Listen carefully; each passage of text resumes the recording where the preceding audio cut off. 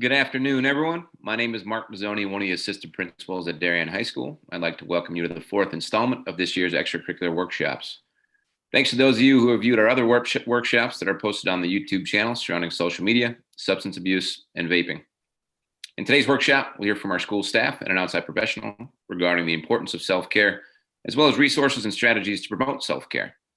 The topics for extracurricular workshops were born out of ideas from students, staff, and parents, and self-care has never been more important as they are now in the current state of things. We hope that in addition to learning from our panel members, that this workshop also opens the dialogue at home and prompts some meaningful conversations between parents and their children. This afternoon, we'll hear from our keynote speaker, host a panel Q&A, then hear from the stars of the show, two seniors who are in our Blue Wave Council. And now I'd like to introduce our keynote speaker, Tracy Masella. Tracy was part of the clinical staff at Silver Hill Hospital in New Canaan for 10 years, and she is currently in a private practice in Wilton, Connecticut. Tracy, the floor is yours. Thank you so much. Great to see you all, and thank you for having me back. I think the program that Darien High School puts together for its families is really crucial and couldn't be more so than it is right now. So thanks for having me back.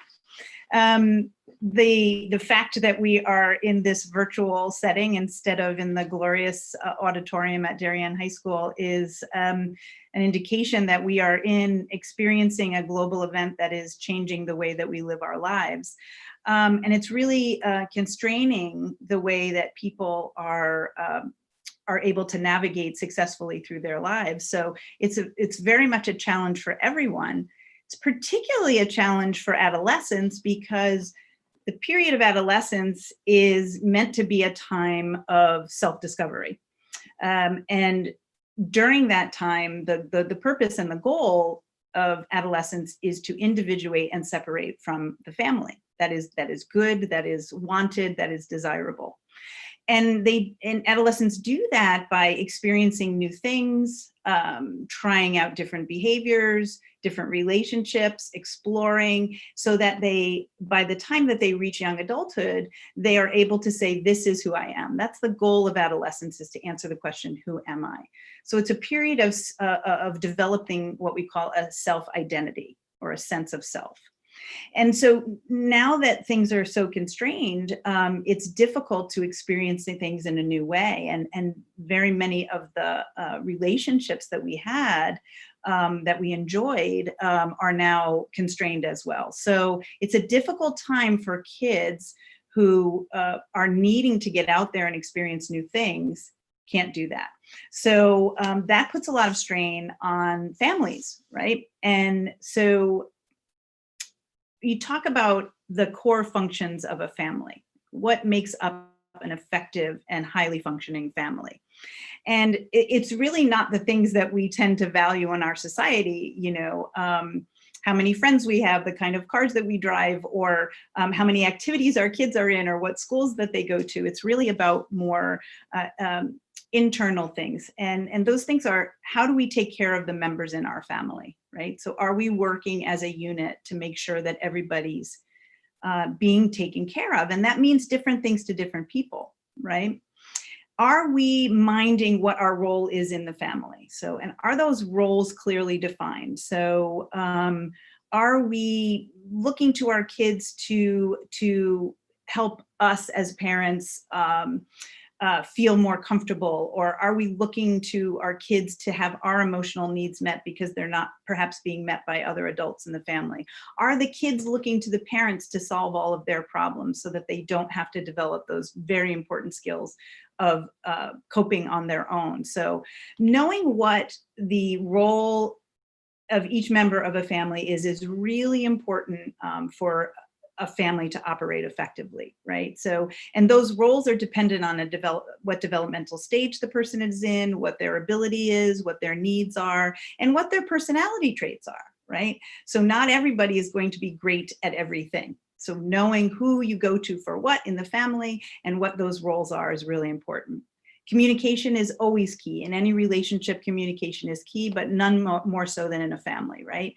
So if you think about it, the family is where we learn how to be in relationship with other people, right? We model a spousal or a partnership on an adult level. We model siblings. We model parent to child, right? So all of these relationships are pivotal in how we then go on to gain relationships outside of the family. So it's very important that communication within a family is a model for how we communicate in the other relationships in our lives.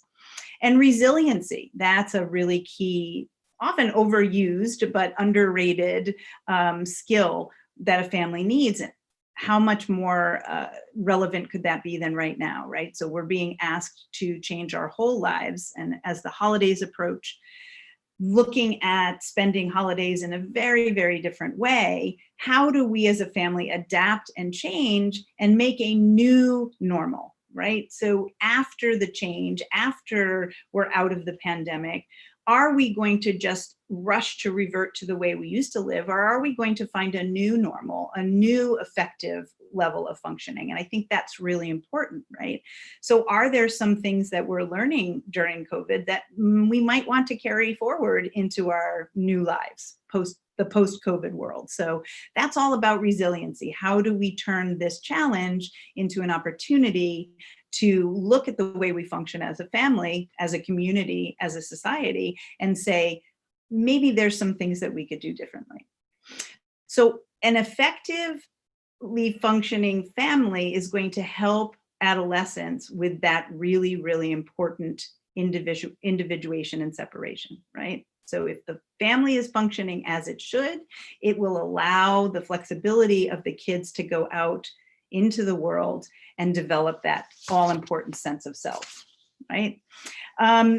So this time of the pandemic, of the challenges that we're facing as a community, as a country, as a world, it's really important that each of us take responsibility for ourselves, right? Stay in our own lane, take care of ourselves, and make sure that we are modeling for those who are looking to us to get cues on how to manage the situation, try as best we can to manage it effectively.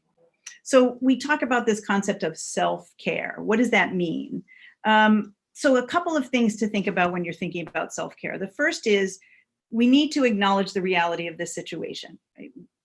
Any mindful person lives in the reality of the situation as it is. Doesn't mean we have to go around saying that everything is fantastic, this is great, we're killing it, we're doing so well.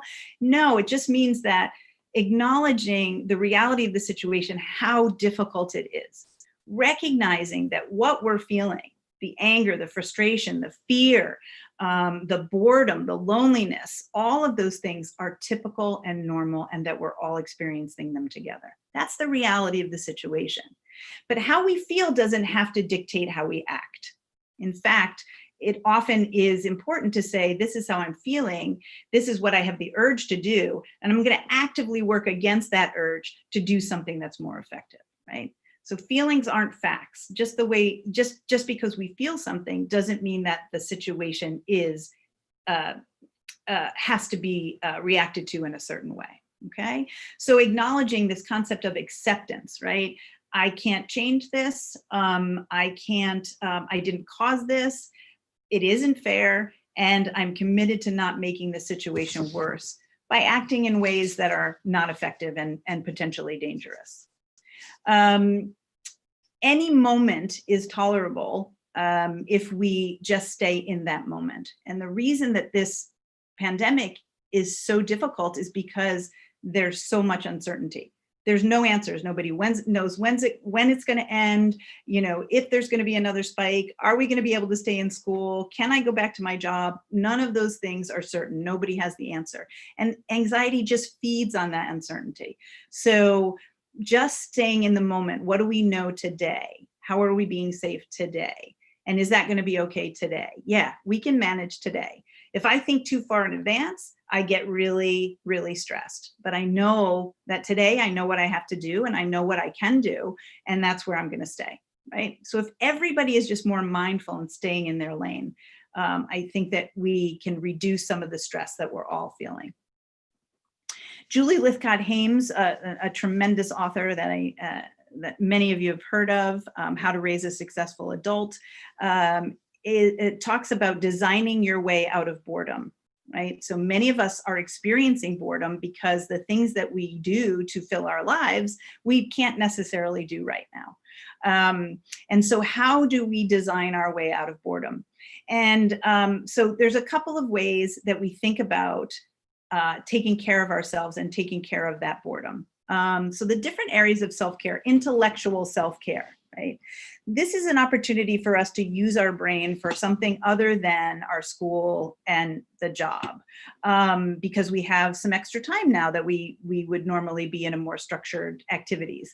Now, I want to warn against the productivity trap, right? This trap that a lot of us got into at the beginning of COVID or the beginning of the quarantine when we were really stuck at home more than we are right now. But, I'm going to learn French, or I'm going to, make gourmet dinners every night, or I'm going to, clean out every single closet that in my house. And, any of these projects that we thought we were going to do, that could be a trap. We want to set some goals and we want to use our brain in a different way, building mastery for something that doesn't have to do with school or a job, but we want to make sure that we're doing it for pleasure and not because we feel like we have to attain some particular goal. So it's really about letting our brains explore, right? We focus a lot when kids are little on imaginative play. We can't stop being imaginative. We need to let our minds wander. We need to daydream. We need to fantasize. We need to do all of that stuff in order to keep our brain as flexible and facile as possible. Okay, so that's intellectual self-care, allowing our brains to have something else to play with other than school or work. Professional self-care, right? And when I say professional, I mean job for adults, but for kids, school is their job, right? So knowing their balance and knowing their boundaries and knowing when they need to ask for help, all of us, right? So maybe you need a mental health day. Maybe you can't get on that Zoom. Maybe you can participate by having your camera off. Maybe you say no to some extra projects right now because you're just pretty tapped out. So being able to set boundaries, even though we're home and we have this illusion that we have so much more time, we still need to have boundaries and allow ourselves the opportunity to say no. Physical self-care, probably goes without saying, but just to reinforce the idea that whatever we can do on a daily basis to maintain our physical self, our mind-body connection is so important that if we are physically depriving ourselves of good nutrition, good sleep, if we're using mood-altering drugs, too much caffeine, too much sugar, certainly nicotine, any of those things are going to make us more vulnerable to having extreme emotional reactions, right? And that's what we want to try and avoid. So in order to reduce those vulnerabilities, we really want to attend to those basic physical needs: good sleep, good eating, some exercise, and avoiding those mood-altering drugs. Spiritual self-care, and spirituality is a very broad term in my mind. It doesn't mean a religious, it doesn't mean religion to me. It means, are we connecting on a larger level with something outside of ourselves? So for many people, exercise is their form of spirituality. Other people have a faith tradition that they rely on. For some people, it's a sense of community, or it's volunteering, philanthropy. For some people, it's music. Whatever it is for you, tapping into that which makes you feel part of a larger group. Okay, that's what spirituality does. It takes us out of ourselves and brings us into a more global or universal group. Social self-care, we need to stay connected in these times, but we also need to know our boundaries, right? I am on this device all day long. So it's really hard for me when my family says, hey, can we have a Zoom this weekend? And I think, oh my God, that is the last thing that I want to do. I have to find a way to stay connected with those people, because that's the most important thing, in a way that I'm taking care of my needs, because getting on another Zoom is potentially not what I want to do on the weekend. So finding other options. How can we stay safe, but also stay connected? And there are still groups that are out there, still clubs that are out there, even just taking a safe walk in our beautiful parks or down at the beach, any of those things, but staying connected is really important in a safe way. And finally, two more, environmental self-care. This is about creating an environment where we feel comfortable and safe in our home, so that when, the time that we're spending there is really nurturing us. And that might mean moving some furniture around so that we might not look like our house is ready to be staged to sell. We may need to move that comfy chair into a different room, because that's the room that we're going to be doing our work in. So being open to the opportunity or the potentiality that we need to move things around in our life to be comfortable and functional. And finally, emotional self-care. This is a really great opportunity for us to learn the emotional language of our family, because we're spending so much time together, and just learning how to be with each other and learn each other's emotional needs and how those needs get expressed in an effective way with one another. So that's how I wanted to open this. And I know we have some questions with our panel, so I'm going to turn it over to the panel. Thank you very much, Tracy. I look forward to hearing more from you in a bit. And, on a personal note, I wish I heard you speak back in March when this all began. But I'm certainly glad to hear it now, and it's never too late to change habits for our benefit. So thank you so much. You're welcome. All right, now I'd like to move on to our next segment, which is a Q&A, and I'd like to invite anyone watching this at home live. You can email me any questions you have, and I'll put it to the panel after our scheduled questions. So my email is mmazzone, that's MMAZZONE @DarienPS.org. And again, I'll be checking my email throughout the panel Q&A, and I'll get to it right at the end and put it forth to the panel. With that, I'd like to introduce our panel members, and we have Tracy again, who we know. We have Assistant Principal Kate DeMoulis. Give a wave. There we go. Athletic Director Chris Manfredonia, and our Director of Guidance Megan Manuelson.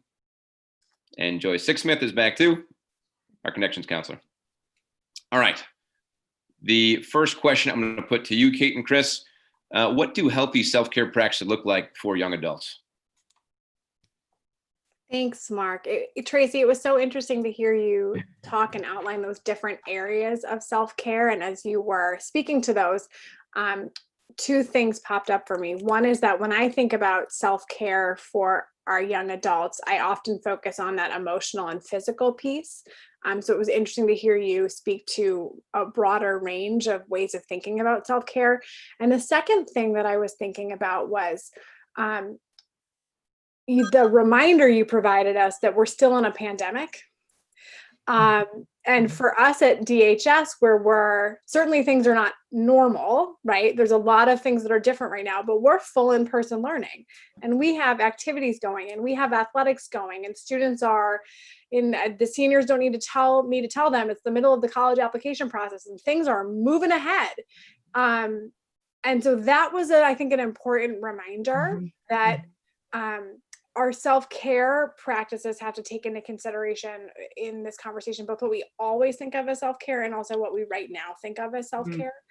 And so that struck me. And the thing that I had been thinking about for our young adults, and these are words that I also heard you use, is that idea that we have to balance our expectations for ourselves and the expectations that we as adults communicate to our young adults with setting reasonable boundaries for ourselves. And so I think of that in terms of with students taking a course load that is manageable, that give some time for the extracurriculars that they know and that they are interested in or want to try, without feeling like they have to do everything, because we all are doing so much to feel successful and be successful, so that we do enough that lets us actually experience that success, but also leaves time for what so beautifully Megan Emanuelson always says, that time to eat, sleep, and breathe.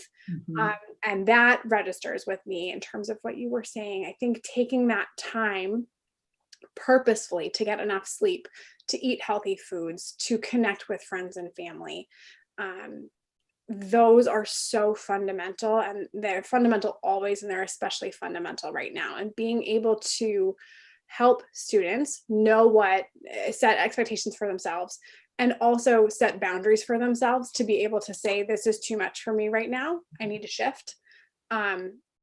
Whether that is to the adults in their lives, to themselves, or to their friend group, which can also be hard. So those are the things that I was thinking about. Chris, I'm super interested in what your thoughts are, particularly with our athletes, what self-care looks like. Yeah, it's funny, as Tracy's talking, I wrote down the word new normal. For our athletes, it really means eating right, sleeping right, working out individually and with teammates. Staying active with your teams are all so important. Making healthy choices, I think, is the thing I would want to stress the most to our student athletes. Making healthy choices means refraining from drugs and alcohol, making good decisions on weekends. Those are all so important in a normal environment, but even more so in what Tracy referred to as our new normal as well. Thank you, Kate and Chris. And if I can add on, Tracy, one of the things you opened with was that each family member has their own role, and you know who to go to and when and for what. The same is true at school. And some healthy self-care practices for students is knowing who to reach out to when they have a question, when they can't handle something. That's really, really important in family life with your friends, and also at school. So that kind of leads into the next question for Megan. I'll start with you, please. What are the biggest obstacles we know young adults face when it comes to self-care, and what actions would you recommend that they take? So this is something that myself, the counseling department, the administration, I know everybody is really focused, as Mrs. Demula said, on that, on having our young people eat, breathe, and sleep. Sorry, my office thinks I'm not here.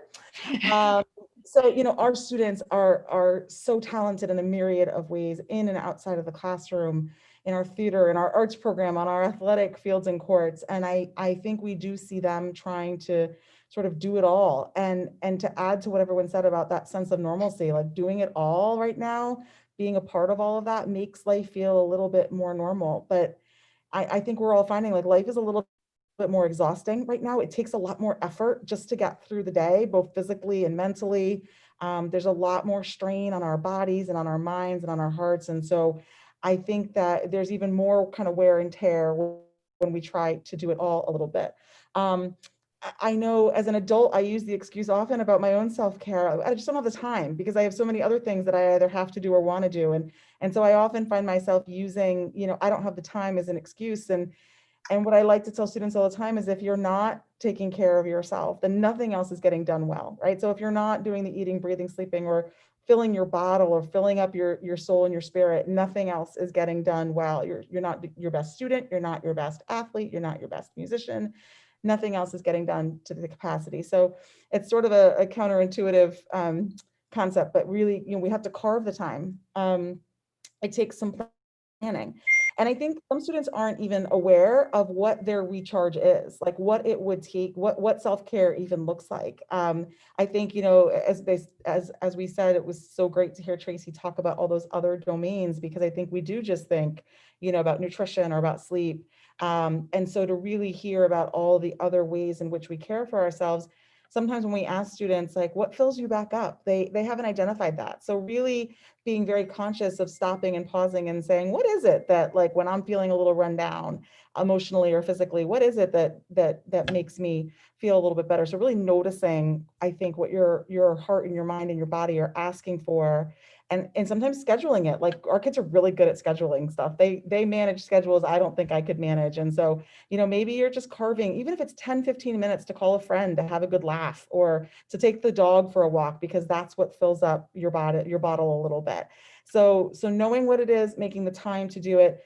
And I think, for the adults, it's so critical, especially now, and Tracy mentioned it, for us to model what self-care looks like. And so I think we're really good at talking about that. I have 2 teenagers, and I'm really good at trying to make sure they're taking care of themselves, but I don't know that I always set the best example of what that looks like. And especially teenagers, they're so smart. They notice, and I think they expect us to walk the walk. So if we're saying you need to get good sleep, but you're watching, mom and dad staying up and working hard, or not taking care of themselves, or you need to, go relax, go take a nap, go get some exercise, but we're not doing that for ourselves. I think we're really good at taking care of others, and the adults need to be better at modeling what that looks like for our kids. And Tracy, again, I'm going to echo what Kate and Meg said. The way you listed out the different types of self-care, I think can really make sense to anyone who hears it. But some folks might hear it and say, well, that type of self-care is impossible for me for one reason or another. So what obstacles do you see people facing and needing to overcome in all, you can focus on one or two, but in your experience, what obstacles have you seen people try to overcome in that type of self-care? It's so interesting. You hear this all the time. I just don't have the time, right? So I often go through this exercise with clients that I work with, and I've done it for myself, that you really go hour by hour what you do in the day and how much time you actually spend doing certain things, right? How much time does it take to get ready in the morning, right? How much time out of your day do you actually eat? Right? How much time do you, and I always start with the things that you have to do, right? So you've got to take care of your physical self. You've got to shower, you've got to eat, maybe do a little bit of exercise. Then you've got your job, right? So is that school or your job? Then maybe you have homework. How much is that? Then you have maybe your sports practice. Once you do that, I am always, and I'm looking at my whiteboard because we do it on my whiteboard, I have never done this experiment when we get to the end and people say, see, that's 24 hours. I just don't have any time. I always inevitably, the least amount of time that is left over was an hour and a half. That's the least. And that was, this kid was like drilling, like, well, I got to do this and I got to do that. We still ended up with an hour and a half of free time. So I would actually encourage everybody to do this and really write it down and say, how much time am I allowing myself, or how much time do I actually have in my schedule to do something for myself? Right? We work really hard on with our kids when they're babies to develop these schedules, like these nighttime rituals that we go through, and we read and we take a bath and we turn the lavender lamp on and we do all of these things. And then when we're, young adults, we're like, just get off the computer, get to bed, right? We have to learn to develop these nighttime rituals. Take the time to do it, because we don't ever grow out of the need to self-soothe. And if kids can't self-soothe, they're going to become adults that can't self-soothe. And what we're finding, raise your hand if you have passed on a meme about how much more wine you're drinking during the pandemic. Am I the only one that's been passing on these memes? Right? But this is how people are saying, oh my gosh, so this is the way we self-soothe now in these really ineffective ways, right? Because we don't keep that going in our lives. How do we self-soothe? What is comforting to you? So taking the time to look at our schedule and say, where do I have the time? Because I know every single person has the time. Thank you, Tracy. And coming right back to you, what's the importance of adults modeling self-care practices and coaching their teens to partake in consistent self-care? And I know we heard from Meg, who is a mom to a lot of students in our school, and also to two of her own, but certainly want your opinion too, Tracy. Right. It couldn't be more important, because the teachable moments are done by high school, right? They're done. The only way that we are teaching our kids as parents, and even in school, other than the academics, the way that we're teaching is by showing.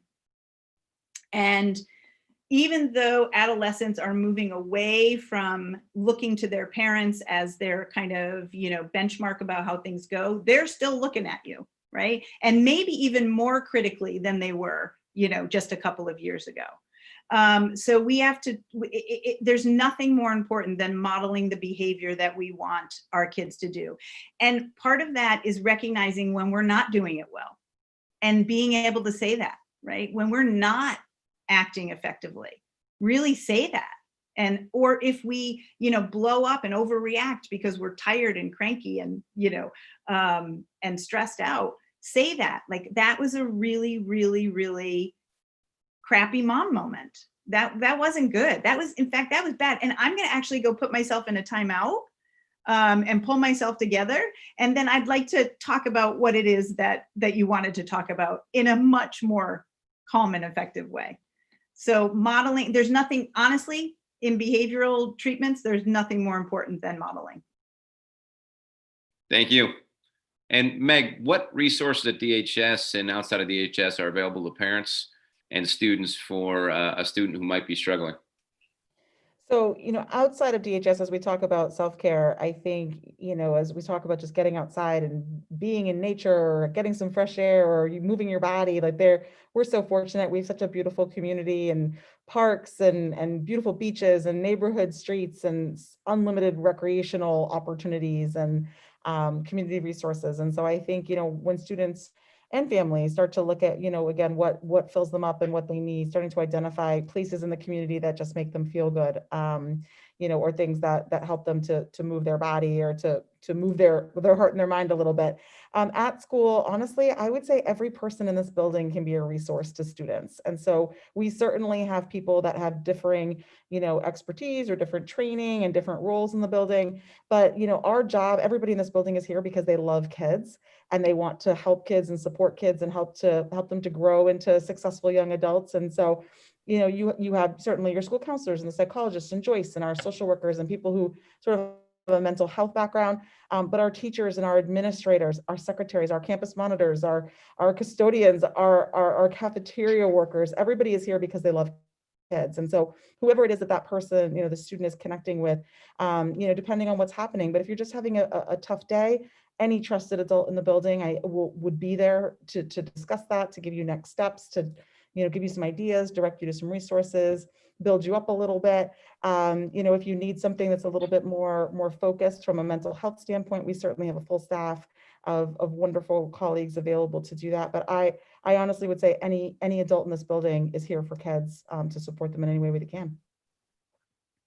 Thanks, Megan. And that's something that's come up in all of our extracurricular meetings. Just any adult in the building is available to help anyone at any time. And if that's not the right person to help, kind of like we talked about earlier, we know the right, who has the skills to help that student. So any adult at any time, we're always willing to help and listen.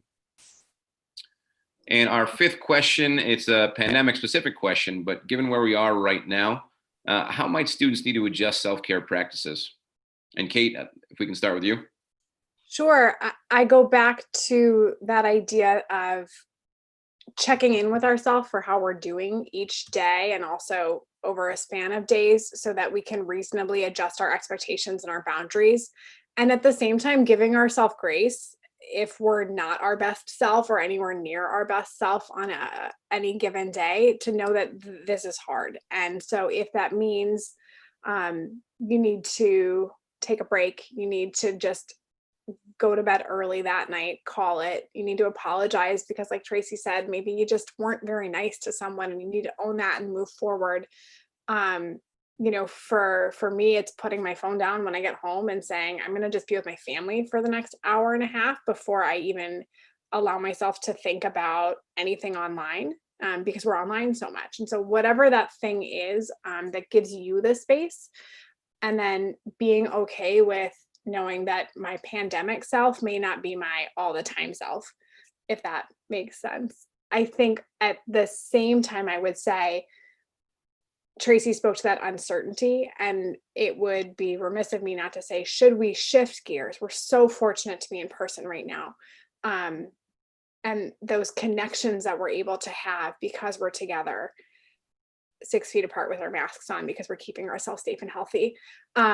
Should we shift gears into either a hybrid or a remote situation? I just want to underscore the importance of taking movement breaks, taking screen time breaks, staying connected with your friends virtually, or again, 6 feet apart, safe outside, reaching out to people you haven't heard from. One of the hardest things for me in our role was hearing that there were students who felt disconnected entirely when we were home. And I think taking care of yourself and each other in that way, and like I said, also giving yourself that time, the downtime, off screen downtime, away from that, to recenter and feel well. Thanks, Kate. Tracy, same question to you. You know, it the biggest challenge or adjustment I've had to make in my thinking is how much time we spend online. And, you know, that's always a struggle with teens and some adults too, how much time we spend online. And now so much of our lives is online. How do you differentiate when you need to be online versus when you ought maybe not be online? And I know for me, I've had to really, I used to get up and I would spend a little bit of time in the morning reading, just catching up on headlines. And I've actually had to stop doing that because I found that that's how I was starting my day, and I was getting really, really anxious, and I just had to stop doing it. And it was hard because it was a habit, and it was a functioning habit. I felt like, good, I got that out of the way. I'm up to date. Now I can go about my day. But these days, no good. And my partner, now that we're spending so much time together gloriously, he's a news junkie. And I mean, he devotes an extraordinary amount of time to reading. And so when I get home from my office, he just wants to tell me all of this stuff. And I had to say, you get maybe 10 minutes for the highlights, and then that's it. And then I get saturated and you need to stop, right? So for me, you know, how do we adjust to this virtual world, right? And still stay healthy, but feel connected, but not, you know, overly, you know, it's tough. I mean, I don't have an answer to all of this. I just know that we have to be compassionate, and we have to not be so rigid in, you know, you can only spend this much time on the phone. And I think we just have to be a little more mindful and flexible these days. And there are no hard and fast rules anymore. And that's going to be okay. We're going to be okay. And we need to be mindful. So I love what you're saying about there not being one right answer, and giving that specific example of it looking totally different for you and your partner. Right. And that ability to speak your boundary, like respectfully, I've got this much space, and then poof, I need the time. Right. And it calls back what you were saying in some ways about the productivity trap. Yes. And I think that's a piece that I want to highlight again for our students, because I think that's something that we probably as a school culture feel that need to be productive and successful and accomplish all those things. And sometimes we need to pause, and that's okay too. Right. So how are we measuring success these days? It doesn't look the same as we used to, you know, measure success. We don't have the, you know, the arenas literally that we used to have to measure our success. So finding different ways to say, wow, I killed it today. I had a great day. And why was that? Was because I didn't have a meltdown over scones, which actually happened to me at one point. So just really being compassionate with ourselves and with the other people in our families and our communities, right? People are just doing the best that they can. You guys as educators, oh my gosh. I mean, no one has it more difficult than you. No one. Because that has been such a focus, is getting our kids back to school. And how do we do that in a safe and effective way? So I mean, you know, I bow to you guys. Thank you, Tracy. And it's a perfect fit for our last question. And this is for Megan, Chris, and Tracy.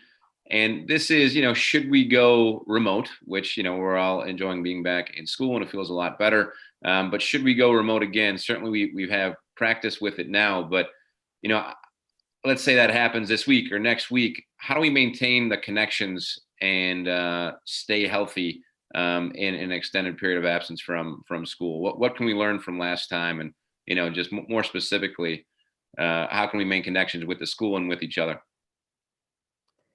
So I think, creativity, right? Necessity is kind of breeds creativity. And we saw some of that from our students in brilliant ways where we had musical productions and theatrical productions and virtual art shows and finding those ways. I was saying this to my own teenagers, like it won't look the same, but it can still be wonderful, and looking for those opportunities to be creative. And I saw an interesting dynamic with my two kids who were big FaceTime kids before the pandemic. And then once they couldn't see their friends in person, FaceTime, they said they'd rather not FaceTime at all than it just didn't, FaceTime wasn't doing it for them anymore, even when it had done it before, because they didn't have that in-person connection. And they were mourning the loss of those in-person connections. And I do hope that's one of the silver linings that come from these circumstances, is that everyone has a greater appreciation for the importance and the meaningful connections, those in-person connections that they've made. And so I would encourage students to look at what they typically would do with their friends and get creative. If you would typically go see a movie, you can have a virtual movie night. You can all watch the same movie together at the same time, virtually via Zoom. You can all enjoy that. Everyone can make a big bowl of popcorn. It's not exactly the same, but it still allows you to enjoy that common love that you have with your friends. You can get together and play cards virtually. Like, there's lots that you can do. And our students really, really did a brilliant, beautiful job of that in the spring. So I would encourage, again, looking at what you love to do together and looking at the creative ways in which you can continue to do that. I also think it's kind of a cool time because we're slowing our roll a little bit and we're inside, to pick up something new, try something new you haven't before. We've had students learning a new language or teaching themselves a musical instrument or learning to cook and becoming really amazing chefs at home.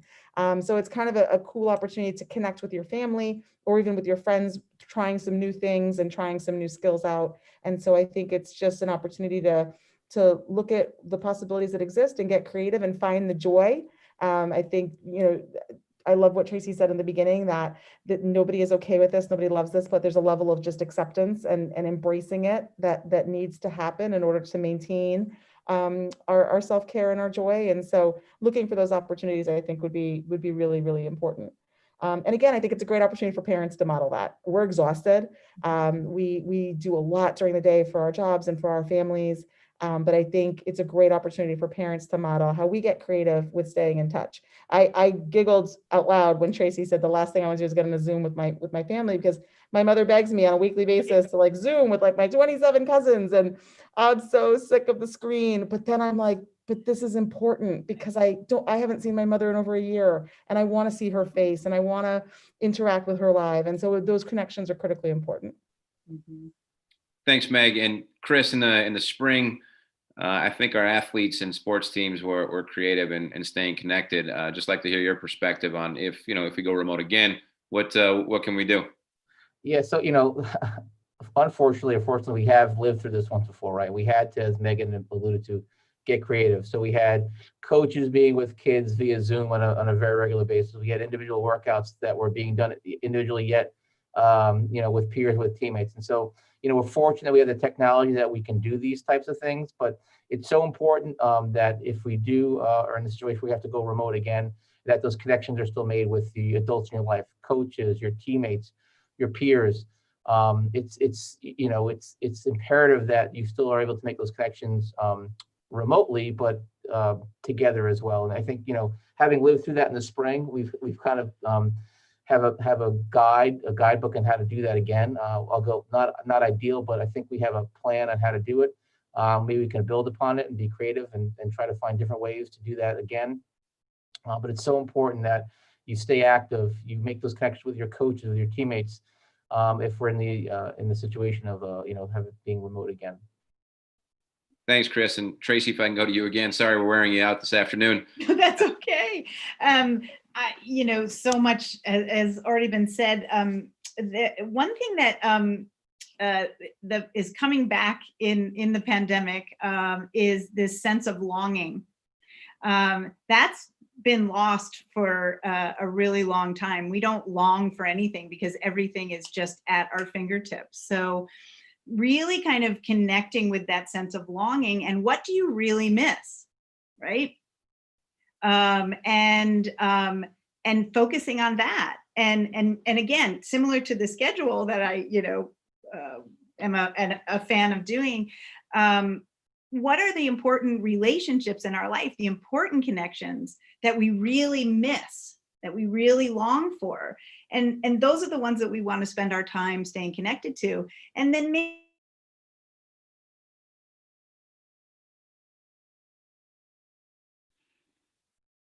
All right. Seems like we may have lost Tracy for a moment. That's all right. We can come back to her if she's able to come back on. Joyce, I'd like to introduce you again. Joyce is our connections counselor at the high school. Such a great resource for our kids.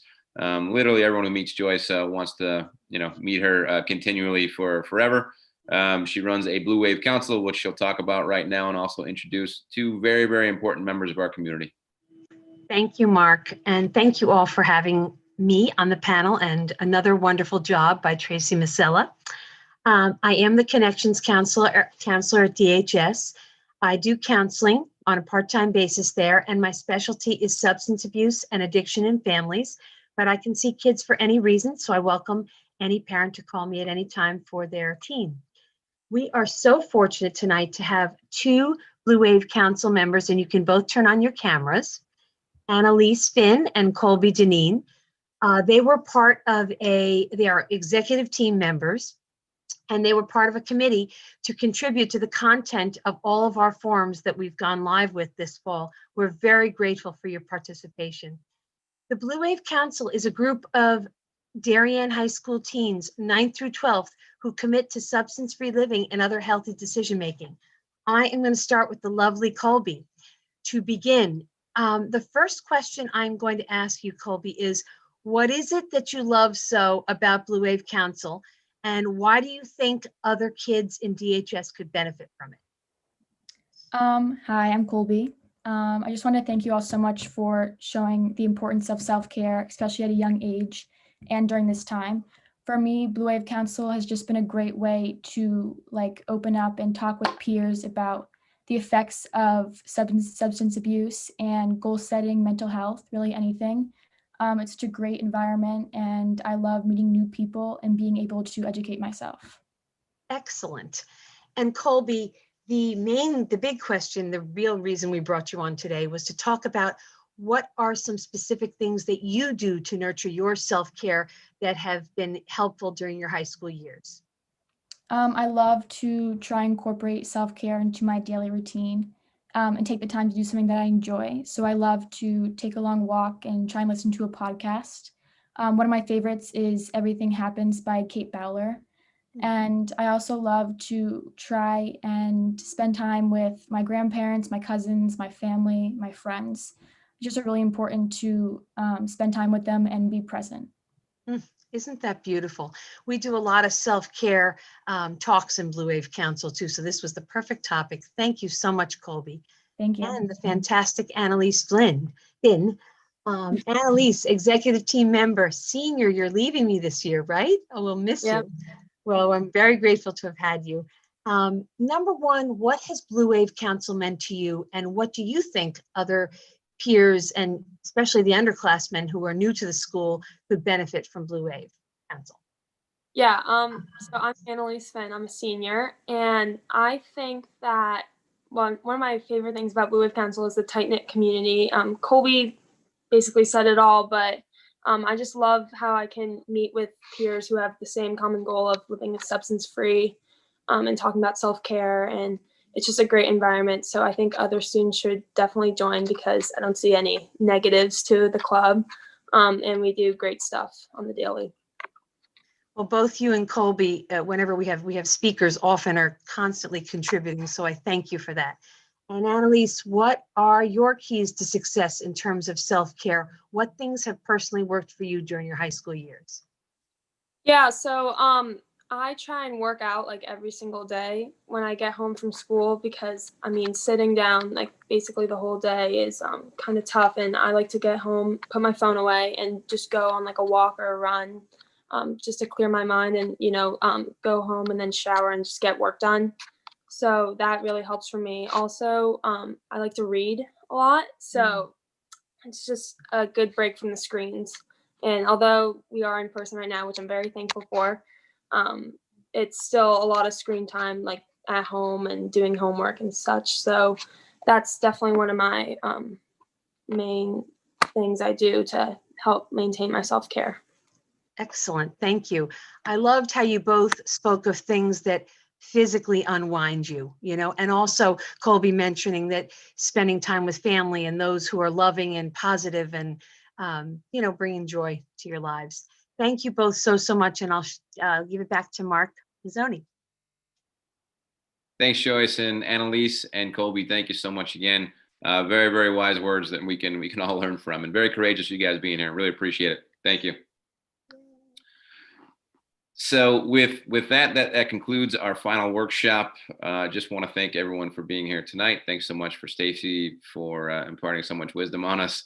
It will certainly change my habits as we go through this pandemic. And anyone who is watching, you can reach out to anyone on this panel at any time, or anyone at DHS in general, and we can get you resources and point you in the right direction. So with that, I'd like to wish everyone a good night.